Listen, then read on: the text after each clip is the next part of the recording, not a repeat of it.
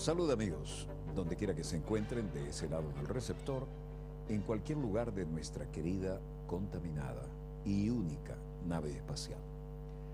La misma que, donde quiera que se encuentren, obviamente ha dado otro giro sobre su eje imaginario y ha generado nuevos acontecimientos en pleno desarrollo. Y esos acontecimientos los tenemos en casa y vamos a comentar sobre ellos. Porque, en primer lugar, debemos disculpar por razones técnicas un retraso poco frecuente en nuestra hora de salida al aire. Y, en todo caso, la compensación es que vamos a dialogar hoy en un programa, enfatizo, especial, con el ex canciller, nuestro embajador permanente ante la Organización de Estados Americanos, el amigo, compañero correligionario Roy Chatterton. Bienvenido, Roy. Walter, buenas noches. Buenas noches. En Francia, me decías, y es la tradición, ¿no? A los ex cancilleres se les sigue llamando ministro. Sí. Nosotros le seguimos llamando canciller, pero en este caso eres una pieza del tablero inamovible en este momento ante un estruendoso campo de batalla diplomático como sigue siéndolo aún con silenciador la Organización de Estados Americanos, sobre todo después de esta exitosa reunión del CELAC, ¿no? ¿Cómo la percibes tú? Bueno, en primer lugar quiero decir que mi título presente obviamente es embajador, pero yo quisiera hacer un pequeño comentario que no tiene que ver con la pregunta. El desastre de hoy con el aguacero tiene una connotación internacional. Antes, diciembre, era parte del verano de Caracas, del verano venezolano. El verano se extendía de octubre hasta mayo cuando comenzaba la sesión de lluvia. Esto es producto del recalentamiento, producto del asalto salvaje sobre la naturaleza por parte del sistema capitalista, del mercado. Por eso el fracaso en la reunión de Durban ayer es un golpe severo contra el medio ambiente y sobre esto hay que alertar por lo que sufren los demás y por lo que en Venezuela estamos sufriendo, por los refugiados aquí y en otras partes, por los refugiados en Colombia, etcétera, etcétera. Esto significa la cruda realidad, ¿no? Desde Kioto para aquí, y aquellos que no han querido comprometerse siquiera con los planteos de Kioto, había un margen de 2 grados centígrados que parece que lo hemos pasado más que largo, y la naturaleza, como siempre decimos, Dios perdona siempre, el hombre a veces, pero la naturaleza no perdona nunca, ¿no? Así que hemos iniciado el programa con retraso, tenemos las vías respiratorias un poco contaminadas, pero contra viento y marea aquí vamos a dialogar. La mía está invadida. Sí. Como lo hacemos siempre que podemos contar con tu invalorable presencia. ¿Qué lectura le das? ¿Qué impacto tiene tú que te mueves como en tu casa en Washington y en la colina y fuera de ella, esta reunión, que ya es un lugar común decirlo, pero no desgasta la reiteración, el concepto, toda la patria grande latinoamericana y caribeña, lamentablemente todavía sin Puerto Rico, que faltó, pero involuntariamente, y la excepción de Estados Unidos y Canadá? Consecuencias diplomáticas, lecturas, ¿cómo la ves? Es la apertura de un espacio de libertad. Es una fiesta, pero más que una fiesta es una apoteosis diplomática. Eso para los escépticos maliciosos no tiene validez, pero para quienes hemos vivido a lo largo de nuestros años la evolución de la situación diplomática en las relaciones internacionales, entendemos que incluyendo los países que responden a concepciones de derecha, la apertura de ese espacio de libertad es una necesidad. Y ocurre que los países están descubriendo que en ciertos aspectos y en ciertas áreas de las relaciones internacionales es mejor andar solos que mal acompañados. Y mala compañía es toda aquella compañía que pretenda, como se ha ocurrido históricamente, interferir en la marcha de los países, intrigar, dividirlos. Por lo tanto, lo que estamos viviendo es una recuperación de la solución de continuidad que se produjo después del Congreso Anfictiónico de Panamá y el fracaso del proyecto de Tacubaya, que era la continuación de Panamá en México dentro de la concepción de Bolívar. Estamos retomando el camino después de más de 100 años de panamericanismo, es decir, doctrina Monroe impuesta sobre el resto de los países del continente. Tú has tenido que quebrar lanzas una y otra y 100 veces en la Organización de Estados Americanos. ¿Cómo crees que, si es que ha captado ya la onda sísmica de este exitazo del CELAC, cómo crees que llega a la sede de lo que también fue definido alguna vez como el Ministerio de Colonias de los Estados Unidos? Ya lo es menos. En la época cuando Cuba, fue expulsada de la OEA, era realmente un ministerio de colonias. Ahora se ha democratizado el continente, porque se han democratizado los países que lo integran. Los movimientos populares han llegado al poder a través de elecciones libres, después de muchos años de complicidad con dictaduras, con invasiones, con atropellos, pero de todas maneras el factor determinante dentro de la OEA, que es la presencia de los Estados Unidos y su comparsa, está allí presente. Hay un control total de una organización que fue concebida para responder a la visión estratégica de los Estados Unidos en el continente. Por lo tanto, además la OEA tiene un poder adicional, que es la burocracia internacional, que termina respondiendo a los intereses de los Estados Unidos, así está integrada por gente de diversos países, pero sirven a esos intereses de los Estados Unidos. Y el caso de los derechos humanos es el más patético de todo, de cómo se ha prostituido el sistema interamericano de derechos, pero esa prostitución fue como un desenlace natural de lo que se esperaba del sistema al servicio de la causa del imperio.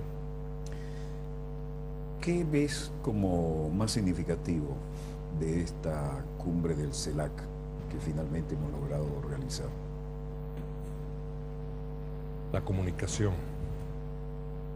Nos estamos conociendo en familia. Estamos descubriendo, y no la pólvora, pero es casi como descubrir la pólvora, que tenemos mucho en común, que tenemos espacios de libertad que podemos compartir dentro de la heterogeneidad de los miembros del CELAC, de los miembros de esta comunidad, porque al fin y al cabo somos familia entre los latinoamericanos y somos familia también con los caribeños, que forman por su ascendencia parte de nuestra estructura social y cultural, independientemente de la diferencia de idiomas. Tú tienes una larga y fructífera carrera diplomática, pocos han desarrollado en tantas y tan importantes embajadas. Todas las embajadas importantes han estado a tu cargo. Tu experiencia, que como toda experiencia no es transferible, pero de la cual se puede aprender algo en la manera en que quieres usar tu pedagogía. ¿Qué te dice? ¿Cómo se reacomoda por decir algo que ya no es un lugar común, pero que hay que volver sobre él, este brutal aparato tecnológico, militar, industrial, del que hablábamos anoche en este mismo problema, y en este mismo programa con Ali Rodríguez Araque? ¿Qué te dice en esta circunstancia en la que parece que Estados Unidos quiere vivir en la guerra permanente, como con la desfachatez que le caracteriza? Lo dijo algún alto personero republicano diciendo, cuando le dijeron, creo que fue Rumsfeld, que dijo, ¿y cuánto va a durar esta guerra contra el terrorismo? Será una guerra a escala planetaria. ¿Y cuánto va a durar? No sé, tal vez dure para siempre. Lo que me dice es que el general y presidente de los Estados Unidos, un hombre de derecha, republicano además, republicano como fue Lincoln en su momento, tenía razón.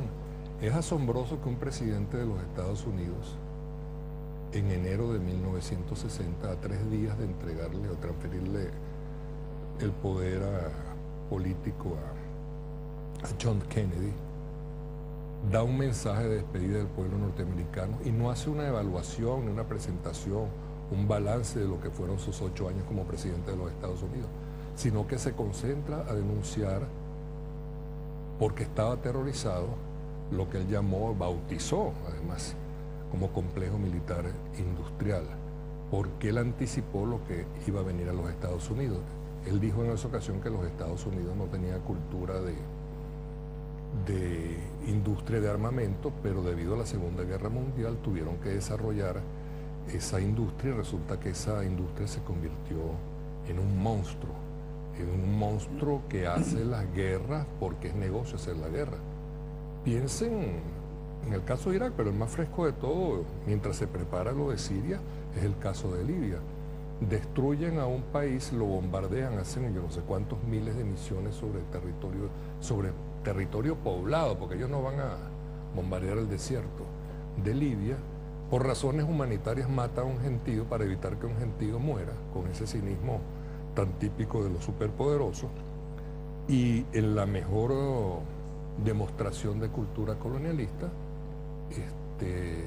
invaden a larga distancia, vía cibernética, a un país y se roban sus recursos financieros para prepararse posteriormente a robarse sus recursos naturales, es decir, petróleo y el agua que bajo el desierto corre de una manera impresionante.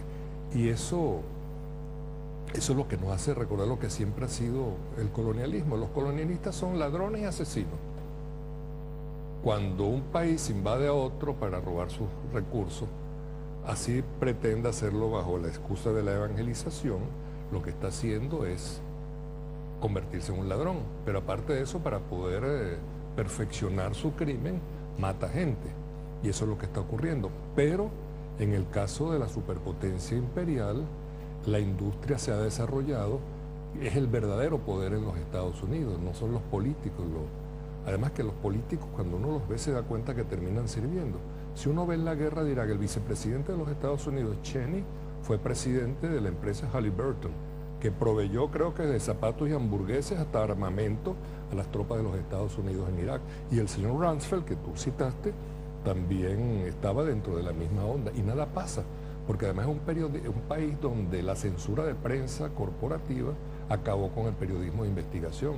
Entonces un periodista que se atreva a hacer una investigación sobre los negocios de las grandes empresas de armamento de los Estados Unidos en la promoción de la guerra, pues cae en desgracia porque el sistema lo excluye. Entonces esas son formas dictatoriales que ocurren en un país que se nos pretende vender como democracia. Bueno, Edward Murrow era la leyenda, ¿no?, de la Segunda Guerra Mundial. Bueno, el propio Churchill le ofreció la dirección de la BBC sin ser el súbdito británico, pero fue el que, mediante la radio, y no existían satélites, permitía hacer el esfuerzo de guerra y crear la masa crítica para que Estados Unidos se involucrara y salvara a Inglaterra. Pero luego viene su heredero, que es Walter Cronkite. Y a Walter Cronkite, como no lo pueden controlar, y fue el que dijo hay que acabar con la guerra de Vietnam y lo único decente y honorable que podemos hacer es irnos, y el propio Johnson le dijo, bueno, si perdimos a Walter, perdimos la clase media, perdimos la guerra, ¿no? Y luego lo sacan por edad. A los 65 años le dicen, en el mejor momento de su carrera, le dicen, se tiene que ir. Y viene después Dan Rather, y Dan Rather tiene las pruebas de que el hijo de Bush, el nene Bush, que no quiso ir a Vietnam y que se metió en la Guardia Nacional Aérea, técnicamente desertó porque se iban a hacer pruebas aleatorias de drogas y de alcoholismo en los pilotos domingueros de la Guardia Nacional. Perdón, ese fue el que llegó en segundo lugar en las elecciones del año 2000 y fue electo presidente por haber llegado en segundo lugar. El que perdió las elecciones frente al ecologista, sí, que nos estaba advirtiendo de esto que estamos sufriendo ahora, que se las robaron en la Florida, donde qué casualidad su hermano era el gobernador, y luego termina eso yendo... Y donde los negros no votaron. No votaron, ni los negros, casillas de votación. Ni muchos hispanos, ni los ancianos, sobre todo los estadounidenses. Sí. Pero además ya venían colocando los republicanos, su gente en la Corte Suprema, y es la Corte Suprema la que decide quién es presidente, y la que se dice como la gran democracia del mundo estuvo más de 30 días sin saber quién había ganado, hasta que al final gana el que no ganó. En ese mundo que tú vives diariamente en Washington, donde estás en funciones, sí, y llevas de muchos años allá, ¿qué sientes tú? ¿Dónde fue a parar aquella cultura que uno decía, un Edward Murrow, aquel que dijo, que cerraba todas las noches diciendo, buenas noches y buena suerte, porque eso era lo que se decían en los pubs, porque venía el bombardeo de la Luftwaffe y no sabías si al otro día te volvías a encontrar. Cuando veo un petimetre de CNN despidiéndose así, me provoca algo que no voy a decir acá, ¿no? Pero mira, es bueno que la gente sepa, hay un término que ha desaparecido, pero el fenómeno no, que es el macartismo. Ahora tiene nuevas caras el macartismo. Edward Murrow fue el periodista que denunció constantemente y enfrentó a Joseph McCarthy, que es un senador del estado de Wisconsin, que se dedicó a la cacería de brujas y a buscar comunistas de todas partes, que no eran comunistas, sino gente de pensamiento progresista y que creó un terrorismo psicológico, político y social en los Estados Unidos durante unos cuantos años. Fabricó aquello de los grandes ganadores de Oscar que no pudieron ir a recibir el Oscar porque estaban escribiendo con seudónimo desde México, incluso para poder vivir, porque estaban en la lista negra, ¿no? Exactamente, entre ellos Charles Chaplin, que tuvo que irse de los Estados Unidos, pero Murrow fue sucedido por otro monumento al periodismo decente como fue Cronkite. Y de allí vino Dan Rather, como tú bien lo mencionaste, y se acabaron los periodistas. No, y ahora acaban de raspar a Helen Thomas, la primera mujer en todo, porque en chiste le dijo a un rabino, bueno, quieren la paz en el Medio Oriente, ¿por qué no se van? ¿Cómo? ¿Y para dónde deberían irse? Bueno, para de donde vinieron, vuelvan a Europa, vuelvan a Estados Unidos, y la estaban grabando. Es interesante, Helen Thomas, para volver al tema de la tenemos en la pantalla en este momento, sí. Y ahí lo está diciendo. ¿Vamos a oírla? Sí. So where should they go? What should they do? They go home. Where's the home? Poland. So the Jews, Germany. You're saying Jews go back to Poland and Germany? And America and everywhere else.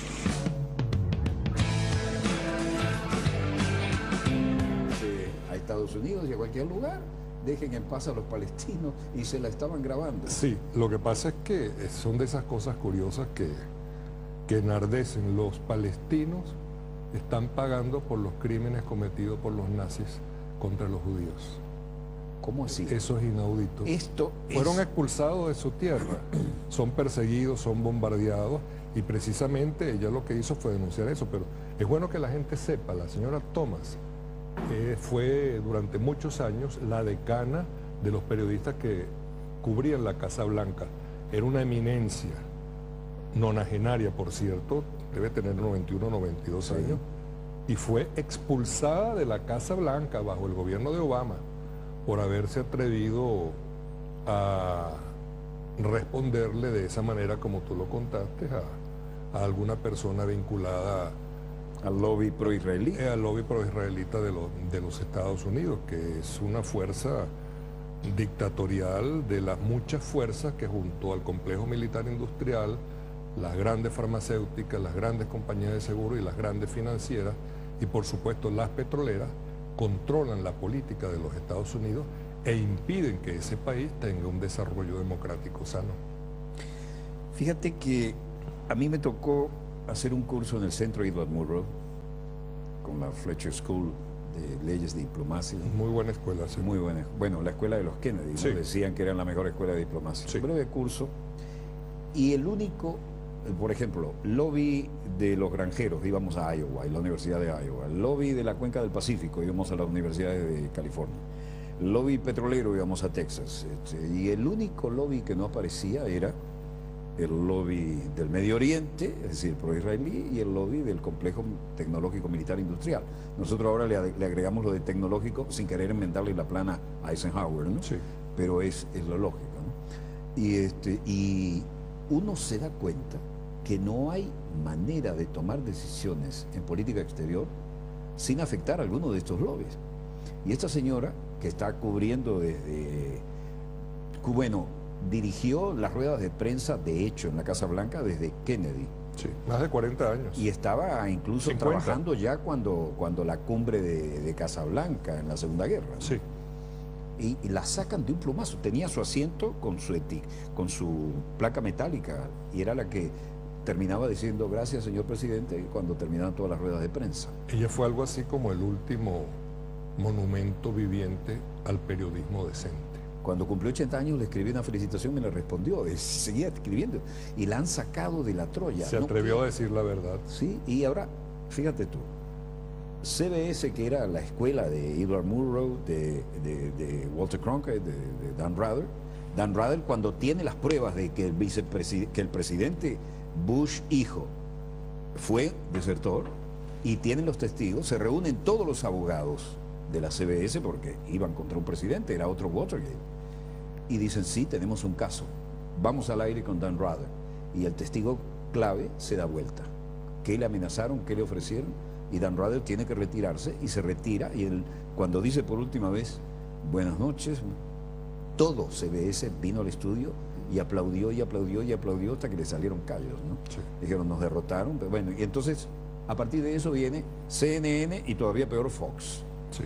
Esta guerra informativa. Aparte de que tenemos el horror de CNN en español, donde en Atlanta hay unos matones periodistas que se dedican a difamar a los países donde están ocurriendo movimientos sociales. Por ejemplo, creo que el viernes o el sábado pasado hubo un imbécil, perdón por la expresión. Bueno, ha sido muy generoso. Tan desagradable, sí, en privado puedo utilizar algunas otras palabras. Se robaron acontecimiento en pleno desarrollo, sí, hasta que los desnudamos y le demostramos que ponían imágenes del terremoto de Narita, sí, para hablar de Haití y rasgarse la vestidura. Ahora, inclusive, a pesar de que este es horario de adulto, no quiero utilizar ninguna palabra que lleve la letra ñ, a menos que uno hable de España, pero no era lo que estaba pensando. Pero este imbécil dijo, descarado, entrevistado por los matones de CNN Atlanta, sí, que sí, no son lo mismo los CNN de Atlanta que los CNN de Washington, no, que son además, más ponderados y además más moderados. Ahora tienen un recurso outsourcing mayamero, sí, ese es el refuerzo. Sí, señor, pero este imbécil dijo que Venezuela estaba aislada, y hay que ser un grandísimo imbécil, porque no es simplemente desinformación, esto es malicia. No, para tener un gigantesco bozal de dólar acá. Exacto. Ese tema me interesa. Que eso es una persona que afirma que aislado está un país donde concurren 27 jefes de Estado y de gobierno, o 28 o 29, 2 vicepresidentes y un canciller, cuyos superiores, jefe de Estado, jefe de gobierno, no pudieron asistir por razones de Estado en cada caso. En total 33 naciones. 33 naciones. Pero para CNN estamos aislados. Estamos aislados. Entonces esa es la difamación. O pensar que el televidente es estúpido. Que es un insulto a nuestra inteligencia, pero lo que pasa es que el sistema funciona, déjeme utilizar una palabra que quizás no exista, estupidizando a la gente. Cuando uno ve la televisión de los Estados Unidos, noticias internacionales casi nunca, a menos que tengan que ver con las guerras donde participan los Estados Unidos, o alguno que otro caso pintoresco. Exceso de propaganda religiosa, entretenimiento, frivolidad. Entonces le dedican semanas al tema de Michael Jackson cuando desaparece y después el médico de Michael Jackson, o el tema de Paris Hilton, que es una señora que está muy buena, pero no es como para convertirlo en tema prioritario de información. Entonces se va insensibilizando el cerebro de los ciudadanos de ese país y terminan convirtiéndolos en zombies entre los predicadores religiosos que los alertan contra la amenaza musulmana, comunista y por supuesto chavista en ciertas instancias, hasta las hordas latinas que vienen del sur cruzando la frontera. Las hordas latinas, y mientras tanto dentro de una cultura de creación de superhéroes. Entonces, cuando uno tiene la cultura de superhéroes, y vamos a mencionarlo por nombre y apellido, Superman. Superman es un tipo semianalfabeta que cayó en un lugar enviados del planeta Krypton del Midwest de los Estados Unidos en medio de un trigal, y que nunca ha viajado a ninguna parte del mundo, como ocurre con muchos políticos, especialmente los candidatos republicanos. Batman es otro ignorante, nunca ha salido de Ciudad Gótica. Se parece al senador Helms o al señor Roger Noriega. Bueno, pero al menos Superman tenía novia, ¿no? Al menos Clark Kent, ¿no? No hablemos de eso. A Batman no se le conoce. Nunca supimos para qué, pero era políticamente correcto en ese aspecto. Se le conocen amistades. pero era una relación que siempre guardaba cierta distancia, pero la gente termina, los niños... Y, no, y el terminan- pudor de cambiarse en una cabina telefónica. Pero por supuesto, pero eso era un horror, pero esos personajes terminan siendo referencia. Porque, ¿cuál es el héroe nuestro? Simón Bolívar. Ese sí es un superhéroe. Pero cuando la gente termina viendo como superhéroe este personaje o alguno que otro deportista y los convierte en el punto de referencia, sin acompañamiento de un cerebro, se le está haciendo daño a una población. Se les educa en la cultura de la violencia y se les prepara para justificar cualquier tipo de guerra. O sea, si yo voy a la guerra a matar seres inferiores, ¿quiénes son los inferiores? Alguien que tenga pinta de árabe, porque eso lo estoy martillando sobre la gente todos los días, o pinta de latino.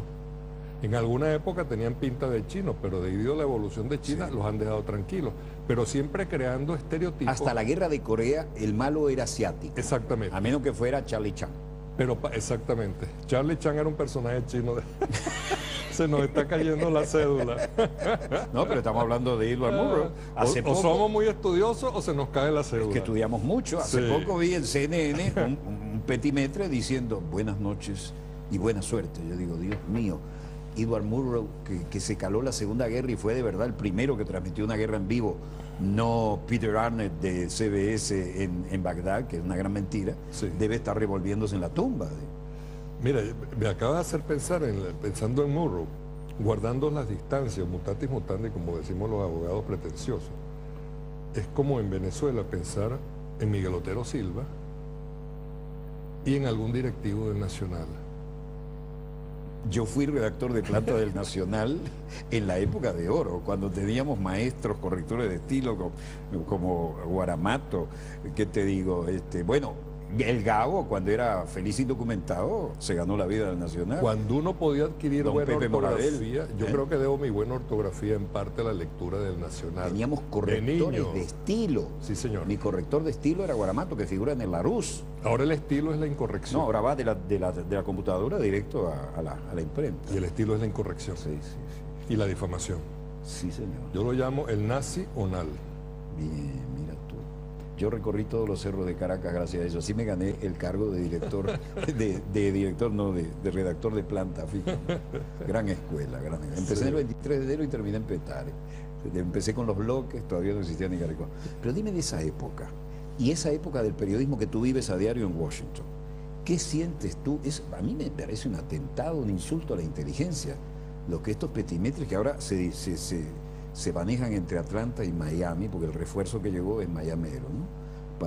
Después de la paliza que le dimos. Y ahora, ¿qué haces tú para informarte en Estados Unidos? ¿Y qué son los candidatos de la derecha? Porque son todos republicanos ahora los que están en lisa. Los Recomiendo- demócratas parecen más republicanos que nunca. Sí, los demócratas. Harry Truman, que no es santo de mi devoción porque fue el que decidió exterminar La a bomba 400.000 japoneses, sin embargo dijo una gran verdad en una ocasión, porque era un hombre de origen muy, muy humilde, de un pueblecito Un tendero. de Missouri, un tendero. Sí. Y por esas cosas de la vida llegó a ser candidato a la vicepresidencia con Roosevelt, y a la muerte de Roosevelt asumió la presidencia. Pero Truman dijo algo de los demócratas, y dijo, todo demócrata, que cuando un demócrata pretende hacerse pasar por republicano, recibirá el repudio del pueblo, que siempre optará por el original. O sea, para votar por alguien disfrazado de republicano, prefiero votar por el producto auténtico, que son los republicanos. Pero hoy día, a cual más horroroso se nos presenta, y dentro de la búsqueda de información, bueno, yo creo que yo he dejado de leer porque ahora estoy dedicado, como tengo obsesión con el tema de la dictadura mediática desde mis tiempos de estudiante, cada vez le dedico más tiempo a informarme, entonces recorro todo el mundo, todas las fuentes posibles de información, porque si me guío solamente por las fuentes de los Estados Unidos, quizás con la excepción de MSNBC, no confundir con NBC ni con CNBC, MSNBC, que tiene como una visión progresista de las cosas y una visión más analítica, pero es para minorías en los Estados Unidos. La televisión gruesa es la televisión que presenta la violencia, las vulgaridades. ¿Y National Public Radio todavía funciona? Pero le cuesta mucho La van Le radiando. cuesta mucho, inclusive tuvo un semifascista de director en algún momento.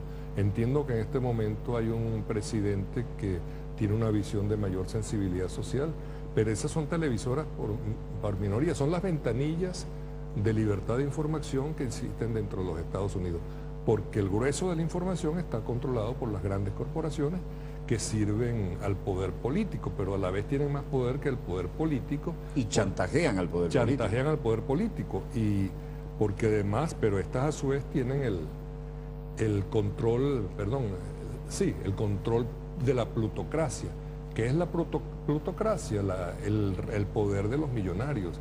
Y en los Estados Unidos la mayoría de los senadores y representantes son millonarios o son financiados por millonarios. Entonces una plutocracia que controla la vida política de ese país desde los espacios del complejo militar, industrial, farmacéutico. Por eso no pasó las avanzadas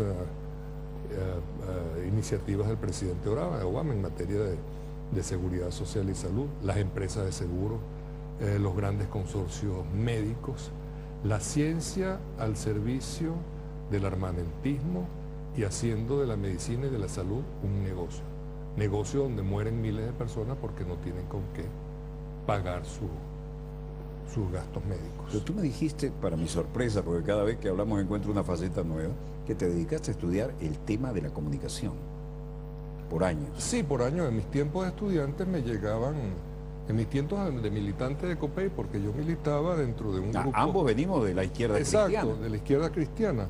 Y con mucho orgullo. Con mucho orgullo y esas ideas que... Yo me formé en Uruguay y fuimos los pioneros del Frente Amplio. Con esas ideas uno puede explicar o sentirse cómodo con un proceso de transformación hacia la creación de un socialismo cristiano, ¿Qué hacían que es lo acá que está con los ocurriendo. cabezas calientes como tú los mandaban con una beca a Europa, ¿no? ¿Qué le llamaban? Astronautas. A mí me mandaron a Polonia. A mí me mandaron a pero Estrasburgo. debo agradecerlo. Yo comencé mi carrera en Polonia, pero fue una salida que me permitió, porque nosotros fracasamos como una opción dentro de COPEI. Era demasiado, pero sin embargo debo reconocer que recibí el mayor respeto a lo largo de los años. Lo sigues recibiendo. Sí. No Sí. estás por casualidad en las responsabilidades en que estás. Exacto. Pero volvamos al monstruo, Sí. tú que vives en sus entrañas. Sí. ¿Qué ves de estas elecciones? Los candidatos son a cada cual más patéticos, ¿no? Y además las puñaladas traperas a través de los medios de comunicación son bestiales. El denominador común es la incultura. Pero y eso lo hemos visto. Una candidata que habla de la Unión Soviética. Eso me hace recordar al presidente Alessandri de Chile, que hablaba de la Rusia en plena Guerra Fría cuando estaba la Unión Soviética. Y ahora la Unión Soviética desapareció hace más de 20 años y una candidata a la presidencia de los Estados Unidos dice de las relaciones con la Unión Soviética. Ya la Unión Soviética no existe, pero todos los demás candidatos son de una ignorancia total, entonces opinan sobre temas internacionales que no manejan, entonces hacen un curso rápido y meten la pata a cada rato. Pero a mí me aterra eso, porque yo, que soy un optimista incurable, por primera vez en mi vida estoy comenzando a temer por el estallido de una tercera guerra mundial. El poder atómico en manos de locos e ignorantes e insensibles es un alto peligro. Entonces el peligro no es Irán, el peligro son los que tienen el arma atómica. Y además, especialmente los que han cometido genocidio con la bomba atómica. ¿Tú te diste cuenta que últimamente León Panetta, ahora como secretario de Defensa, el hombre del Pentágono, le ha exigido al socio más importante e imprescindible, como lo han definido, que es Israel, que trate de romper su propio autoaislamiento en el Medio Oriente, porque se le están descontrolando las cosas? Obviamente esto último no lo dijo él, ¿no? Eso es curioso. León Panetta es un hombre que de alguna manera pertenece al cabildo o al lobby israelita de los Estados Unidos, sección Italia. Pero ocurre que sí, en un momento de sensatez y quizás ante la testarudez de este personaje siniestro que es el señor Netanyahu, se vio obligado a decir algo, porque llegó un momento en que, bueno, el gobierno de Israel no puede dominar 100% el gobierno de los Estados Unidos.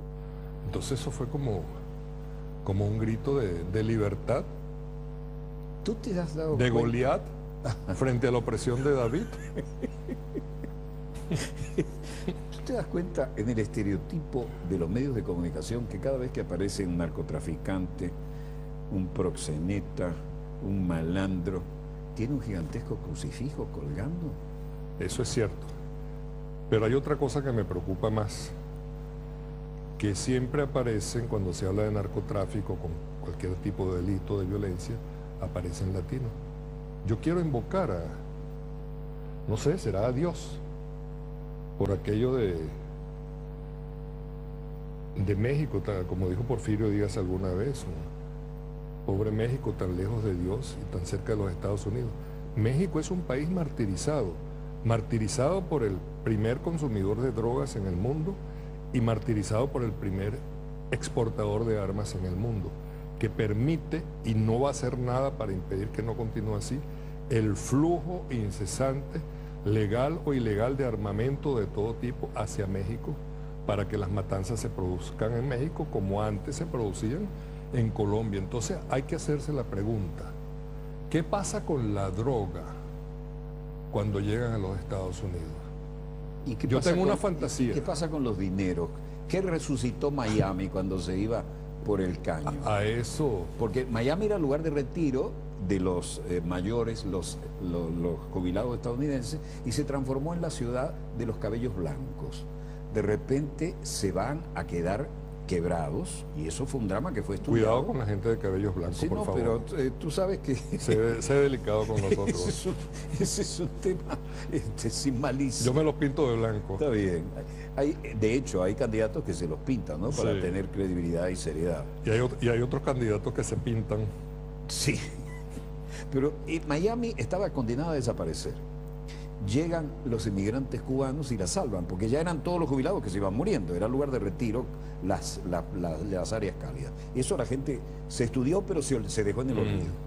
Luego vienen los cubanos del exilio, luego viene el lavado de dinero y luego viene esta realidad de ahora. Todo corrupto que puede escaparse para allá va, invierte y lo aplaude. ¿Corrupto o terrorista? Ahí viene el Que el caso. terrorismo es otro tipo de corrupción del alma. Ese es un refugio de terroristas, de narcotraficantes, de banqueros. Todos los corruptos de América Latina y de otras partes del mundo son aceptados allí porque Y llevan la gran su lavandería dinero. de dólares es Miami. Y la pregunta es, bueno, ¿dónde están los dólares? Pero aparte de los dólares, ¿dónde está la droga? Porque yo tengo una fantasía de que los narcos latinos colocan los cargamentos de droga justo sobre la rayita fronteriza y de allí solita ella se distribuye por todos los Estados Unidos, llega a Nueva York, llega a Minnesota a pesar del frío, se distribuye, por supuesto llega a Los Ángeles, etcétera, etcétera, etcétera. Y nunca sabe uno de tiroteos, de matanzas, de redadas. No se conocen narcotraficantes con nombres anglosajones, todos son latinos. Entonces, ahí volvemos al tema. Se crea el estereotipo y con el estereotipo el temor y el desprecio. Y eso es lo que justifica guerras, invasiones, opresiones, etcétera, etcétera. O sea que es un problema mayor y nos estamos acercando al abismo. ¿Cuál sería el abismo? Porque además te voy a decir que tu metáfora tiene un antecedente histórico real, pero en la frontera con Canadá. Después te la cuento. El abismo es la guerra. Hablando de la guerra. En la Segunda Guerra, cuando Estados Unidos decía no me involucro todavía, colocaban los aviones, pintaban la frontera con Canadá en una carretera y ponían los aviones aquí. Entonces los canadienses enganchaban el tren de aterrizaje y lo jalaban. Lo que tú acabas de decir de la droga tiene un antecedente histórico real. Yo no sabía eso, es interesante. Está en un documental, que no lo tengo, pero que lo vi. Me gustaría ubicar eso porque es buena información. Pero por eso es que hay que estar bien informado. Ahora lo que tú dices de la droga, que no es una metáfora, ¿no? Cuando te digo que los aviones los ponían así antes de Pearl Harbor. Y estamos hablando de decenas de miles de millones de dólares. Sí. ¿Qué se hace ese dinero? Parte de ese dinero a lo mejor es el que le dan a Bueno, algunos de nuestros expertos en derechos humanos que van a Washington con frecuencia a buscar su mendrugo de papel verde. cuando Negroponte estaba de embajador en Centroamérica, cuando Otto Reich escribía basuritas en apoyo a los contras, los aviones que traían los apoyos militares con armamento israelí y estadounidense para los contras volvían cargados de droga. Y el San José Mercury, en California, hizo una serie de reportajes que debieron ganar el Pulitzer, pero que desaparecieron hasta de los archivos por orden superior. Por eso te decía que se acabó el periodismo de investigación. Vendiendo la droga a los jovencitos y buscaban a los de raza negra, que de pronto se transformaban en 3 meses en dueños de limusinas y de organizaciones, y esa plata es la que usaban los cubanos que estaban metidos, los cubanos de la contra, que alimentaban y entrenaban a los tipos que estaban actuando en Nicaragua. Y esos son los que están ahora en Miami. De esa serie de artículos no queda nada. Lo publicó San José Mercury. Y yo los encontré por casualidad. Así se retroalimentaban. Y Helms-Burton, de la enmienda Helms-Burton, Jesse Helms, hacía colectas para comprar un helicóptero para ayudar a los contras. Y Oliver North, el que ahora está haciendo las series de héroes de guerra, con su uniforme de infante de marina y todas sus condecoraciones, levantó la mano y mintió ante el Congreso para salvar a Ronald Reagan de un impeachment segurísimo. Porque Ronald Reagan, que se dormía en las sesiones de gabinete, era el hombre que necesitaban allí como carapacho para poder, como mascarón de proa, para poder desarrollar su guerra. Fíjate que a él le preparaban el brain box, no estaban tan popularizadas las computadoras portátiles. Le decían, estas fichitas que le vamos a poner en una caja es lo que usted se aprende de memoria. Y eso es lo que usted va a decir. Porque el hombre una vez se le ocurrió decir, bueno, ¿no? ¿Qué se preocupan de la contaminación ambiental? El drama que ahora tenemos en pleno desarrollo, ¿no? Si los árboles de noche emiten más CO2 que los automóviles. Digo, ¿pero de dónde sacó esa barbaridad? Lo leí en la prensa. ¿Pero quién le dijo a usted que lo que se lee en la prensa es la verdad? Usted tiene que decir lo que le decimos nosotros. ¿Te acuerdas que cuando James Carter ya venía en Blue Jean a la Casa Blanca? Entonces volvió la pompa y el boato con la ayuda de Hollywood, y ahora cada vez que llega un jefe de Estado, cada toma está programada. Carter es un buen hombre, por eso duró apenas 4 años. Claro, pero Carter era oficial de un submarino nuclear y sabía lo que era el peligro de tener que apretar el botón. ¿Qué opinas tú de esto? ¿Qué pasó? La derecha monstruosa se adueñó de todo. Tú vives Washington en la cotidianidad. Sí, se adueñó de todo, se adueñó de la cultura, se adueñó de los medios. Es lo que yo me he empeñado en llamar. Eso que tú estudiaste tanto, háblanos tú, no yo, de la dictadura mediática. ¿Qué vives en la cotidianidad? No, la cotidianidad es el control de las mentes humanas, de la conducta social, mediante el uso y manipulación de la información, la deformación de la información, la invención de la información, la generación de temores, de gustos, de inquietudes. Lo políticamente correcto y lo políticamente incorrecto. Exactamente, todo eso para neutralizar a la gente.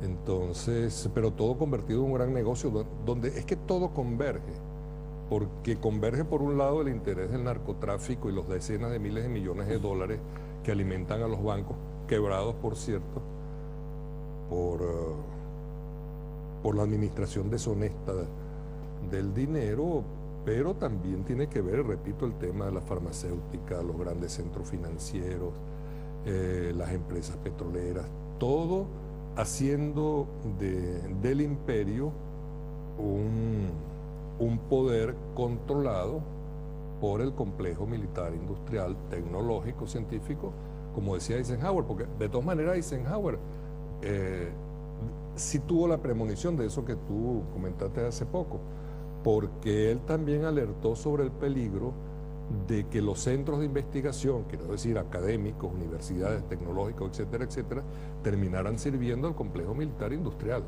Y eso es lo que ha ocurrido. Entonces todo eso está imbricado. ¿El armamento biológico y bioquímico está ahí? Eso está allí. Entonces es la preparación constante para la guerra. Y creo que en la película Al sur de la frontera de Oliver Stone, el presidente Kirchner, que Dios lo tenga en su gloria, amén, comentó una conversación personal con el presidente Bush en Mar del Plata, donde le dijo que bueno, que la guerra era un negocio, porque además es que es el negocio del siglo, porque destruye un país, le robo sus recursos financieros monetarios, entonces después, Y el otro negocio de la Halliburton es reconstruirlo. como en Irak. reconstruir. ¿Y con qué dinero se va a pagar la reconstrucción? propio dinero de Con la el víctima. dinero. Mira, yo estaba recordando una película de la época de las protestas contra Vietnam, donde había algo parecido al movimiento de ahora de los indignados, ¿no? Y entonces hay un profesor medio progresista, medio izquierdista, por supuesto tenía que ser un rebelde, y el estereotipo era Anthony Quinn. Creo que se llamaba RPM. Y entonces viene su compañera, otra profesora, y le dicen: los estudiantes se sublevaron contra todo este sistema que estamos viviendo. Tú les enseñaste, le abriste los ojos, pero ahora el rectorado está ocupado y ahora te ofrecen a ti el poder para que negocies con ellos. Y cuidado, si tú controlas a los que tú ayudaste a ser rebeldes, tal vez vendas tus propios ideales. Estás llegando a la peligrosa edad en la que tal vez el poder comienza a resultar más atractivo que el sexo. Y es su amante, la profesora, que se lo dice, ¿no? Y son los jóvenes rebeldes que él ayudó a ser rebeldes. Y ahora le ofrecen el rectorado para que él los controle y desalojen el rectorado. Tengo un comentario. ¿No te parece que se está viviendo algo de eso? Y sabes, te traigo una extrapolación.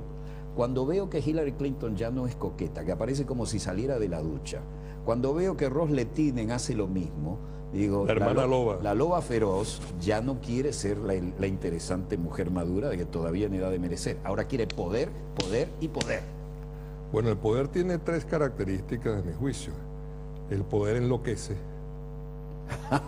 Y eso lo vivimos aquí. De pronto a alguien le da un alto cargo y se vuelve loquito y se A mí me cree... enseñaron cuando llegué a la televisora nacional en Canal 5, donde la dejó Pérez Jiménez, en el Cerro Marín, saludo a la gente de la Charneca, y me dijeron: usted parece que va a ser bueno, pero compañero, recuerde esto, el poder corrompe, pero las cámaras se enloquecen, y ahora el poder sin cámara no existe. Sí, exactamente, me faltan 2. El poder embellece. No importa cuán feo pueda ser uno, si uno tiene poder, uno se convierte en atractivo. Y hay otra que es terrible: el poder embrutece. Uno no lee libros, se acaba la cultura, uno se dedica al poder. Entonces el poder sustituye al sexo. Entonces yo siempre me he preguntado cómo será la vida sexual de algunos políticos, porque están distraídos. Entonces imagínense en los Estados Unidos, donde cualquiera que cometa un pecadillo de pronto puede Acá están perder. tumbando, en este momento están tumbando candidatos. La propia derecha se fusila entre sí, sacándole la vida sexual y privada a los candidatos. Cuando lo ideal es que si alguien tiene ese aspecto de la vida cubierto, donde quiera que lo cubra, posiblemente esté en una disposición de ánimo mucho más positivo que una persona envenenada por sus propias inhibiciones o limitaciones. 1 minuto para cerrar. Todo tuyo. Esa es la parte más difícil para mí, porque yo sé responder preguntas. No, tú en la OEA las preguntas y bien duras. yo lo que quiero... El secretario general tiene varias heridas de guerra contigo. Bueno, de guerra serían honrosas. Yo lo que quiero decir es que hay que estar alerta. El alerta que hice al comenzar el programa sobre el significado. Esto no es un palo de agua cualquiera. Este es el cambio climático, este es el asalto capitalista sobre la naturaleza, sobre el medio ambiente. Nosotros libramos una batalla en Durban. Eso es para explicar lo que está haciendo nuestra Cancillería en materia de política exterior y de cómo apoyamos y nos apoyamos con todos los países que están tratando de salvar a la mamapacha, a la Pachamama, perdón. El orden de los factores aquí sí altera el producto. A veces altera el producto. Entonces, yo estoy muy impresionado por lo de hoy, porque mi recuerdo de toda la vida especialmente es que diciembre era seco y frío. Y teníamos Y autocine. enero había autocine. Bueno, señores. Y ahí había, en los autocines se daba una alternativa, especialmente en la juventud, mucho mejor en su momento que el poder. Pero no entremos en detalles horarios de adultos. Yo no tenía suerte porque tenía un convertible. Bueno, señores, así hablamos lo que tenemos la confianza con ustedes y la honestidad con que afrontamos estos temas que no son para reírse, pero hay que tomar todo con un toque de humor. El hombre, como ustedes saben, es el que ha causado lo que estamos viviendo. Y la naturaleza no perdona. Dios perdona siempre, el hombre perdona a veces, la naturaleza no perdona nunca. Y las grandes potencias y los que manejan los factores económico-políticos están decididos a hacernos pagar esto que ya puede estar más allá del punto de no retorno. Pero la realidad, sin ser tremendista, es esta. Ahora, la misma problemática, el mismo veneno ecológico lo estamos viendo en la ecología política de los que manejan las grandes potencias. Una frase tuya para cerrar. Venceremos y viviremos. Que así sea. Disponga usted de las cámaras, señor director.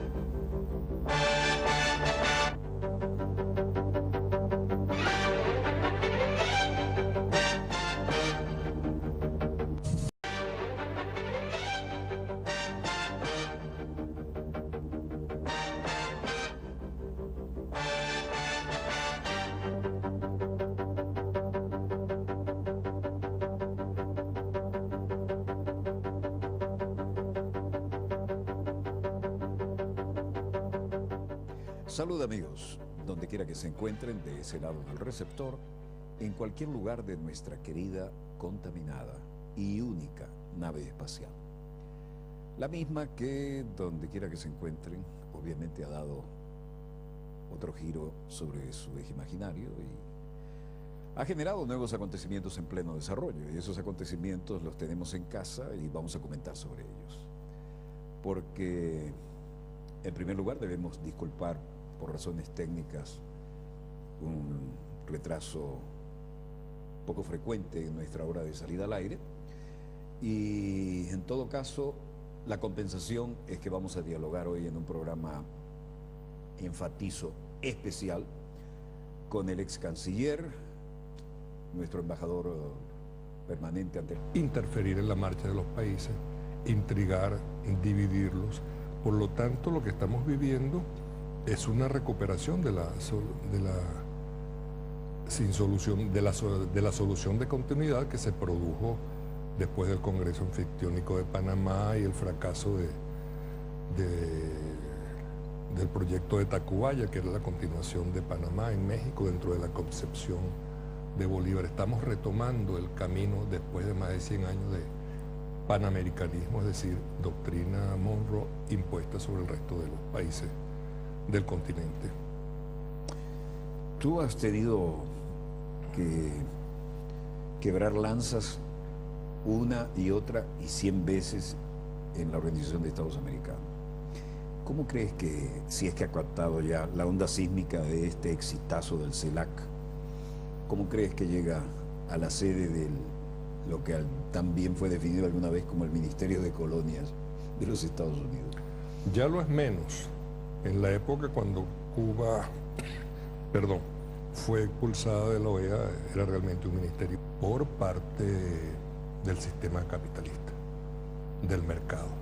Por eso el fracaso en la reunión de Durban ayer es un golpe severo contra el medio ambiente, y sobre esto hay que alertar por lo que sufren los demás y por lo que en Venezuela estamos sufriendo, por los refugiados aquí y en otras partes, por los refugiados en Colombia, etcétera, etcétera. Esto significa la cruda realidad, ¿no? Desde Kioto para aquí, y aquellos que no han querido comprometerse siquiera con los planteos de Kioto, había un margen de 2 grados centígrados que parece que lo hemos pasado más que largo, y la naturaleza, como siempre decimos, Dios perdona siempre, el hombre a veces, pero la naturaleza no perdona nunca, ¿no? Así que hemos iniciado el programa con retraso, tenemos las vías respiratorias un poco contaminadas, pero contra viento y marea aquí vamos a dialogar. La mía está invadida. Sí. Como lo hacemos siempre que podemos contar con tu invalorable presencia. ¿Qué lectura le das? ¿Qué impacto tiene tú que te mueves como en tu casa en Washington y en la colina y fuera de ella, la Organización de Estados Americanos, el amigo, compañero correligionario Roy Chatterton? Bienvenido, Roy. Walter, buenas noches. Buenas noches. En Francia, me decías, y es la tradición, ¿no? A los ex cancilleres se les sigue llamando ministro. Sí. Nosotros le seguimos llamando canciller, pero en este caso eres una pieza del tablero inamovible en este momento ante un estruendoso campo de batalla diplomático como sigue siéndolo aún con silenciador la Organización de Estados Americanos, sobre todo después de esta exitosa reunión del CELAC, ¿no? ¿Cómo la percibes tú? Bueno, en primer lugar quiero decir que mi título presente obviamente es embajador, pero yo quisiera hacer un pequeño comentario que no tiene que ver con la pregunta. El desastre de hoy con el aguacero tiene una connotación internacional. Antes, diciembre, era parte del verano de Caracas, del verano venezolano. El verano se extendía de octubre hasta mayo cuando comenzaba la sesión de lluvia. Esto es producto del recalentamiento, producto del asalto salvaje sobre la naturaleza. Esta reunión, que ya es un lugar común decirlo, pero no desgasta la reiteración, el concepto, toda la patria grande latinoamericana y caribeña, lamentablemente todavía sin Puerto Rico, que faltó, pero involuntariamente, y la excepción de Estados Unidos y Canadá. Consecuencias diplomáticas, lecturas, ¿cómo la ves? Es la apertura de un espacio de libertad. Es una fiesta, pero más que una fiesta es una apoteosis diplomática.